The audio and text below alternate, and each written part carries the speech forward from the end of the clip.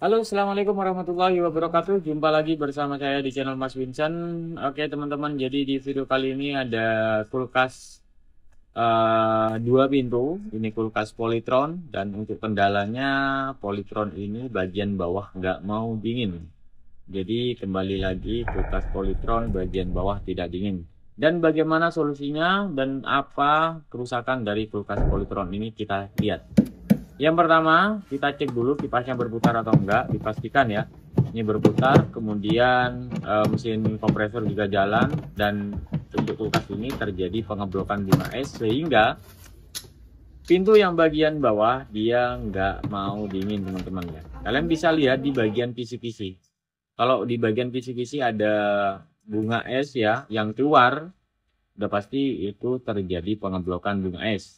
Nah, masalah terjadi pengeblokan bunga es ini banyak banget nih masalah-masalahnya. Oke, ini udah kebuka. Jadi kalian bisa lihat sendiri untuk pengeblokan bunga es sampai keluar nanti lama-kelamaan dia akan semakin banyak teman-teman ya. Jadi semakin banyak pengeblokan bunga es.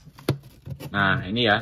Ini bisa jadi karena faktor yang pertama sensor defrost itu udah mulai rusak, kemudian fuse, heater, saluran pembuangan dan juga heater. Kemudian yang terakhir itu di bagian timernya. Nah, jadi ini kita akan coba cek ya, apakah ada kerusakan di bagian sensor defrost, fuse, heater dan juga timer ya. Oke, sekarang kita buka. Nah, kalau misalkan terjadi pengeblokan bunga es itu tanda-tandanya tadi itu ya teman-teman, dia akan keluar ke bagian depan. Oke, semuanya orisinil ya. Nah, kenapa bisa nggak dingin Om ketika kulkas mengalami pengeblokan bunga es? Karena kenapa? Karena nggak ada udara yang dihisap. Ya, jadi ini harusnya dihisap dari pintu yang paling depan. Itu kan ada kisi-kisi teman-teman ya. Nah, itu penyebabnya teman-teman. Sehingga dia nggak mau bisa betul. Jadi bunga esnya terlalu bergumpal banyak ya, nggak ada sirkulasi, nggak ada isapan dari kipasnya. Oke, sekarang kita akan coba cek terlebih dahulu untuk di bagian sensor defrost, fuse dan juga heater.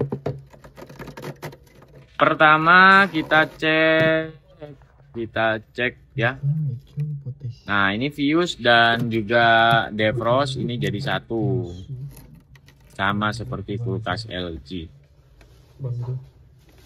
Oke, sekarang langkah yang pertama kita cek menggunakan alat ya. Oke. Masih nyambung, semuanya masih nyambung. Saya rasa ini aman ya. Nah, ini aman karena ini udah lama katanya, udah kurang lebih 1 minggu. Biasanya kalau udah 1 minggu itu gumpalan es udah terlalu banyak, tapi ini dia ada gumpalan es cuman tipis. Bisa jadi karena apa ya? Karena saluran pembuangan. Tapi ini kita akan coba cek semuanya supaya kalian lebih paham aja. Oke, semuanya aman untuk fuse dan juga sensor defrost. Jadi untuk pengecekan sensor defrost ketika dingin udah seperti ini itu lebih bagus daripada nggak dingin teman-teman. Jadi kalau dingin sensor defrost kalau normal itu nyambung teman-teman ya. Oke, ini kita tes di bagian heater.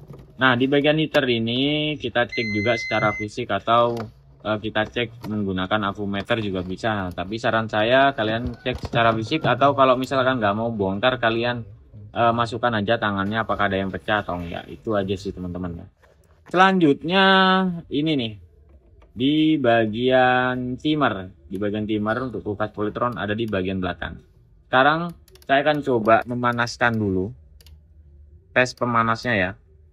Jadi untuk tes pemanas, jadi sensor defrost kalian sambung langsung jadi satu. Jadi di jumper jadi satu soketannya. Ya.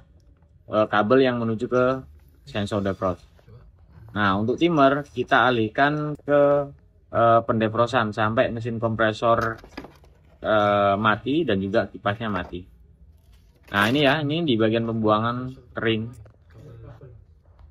Ini udah pasti saluran pembuangan buntu. Biasanya kalau udah buntu itu air akan mengalir ke sisi depan teman-teman ya.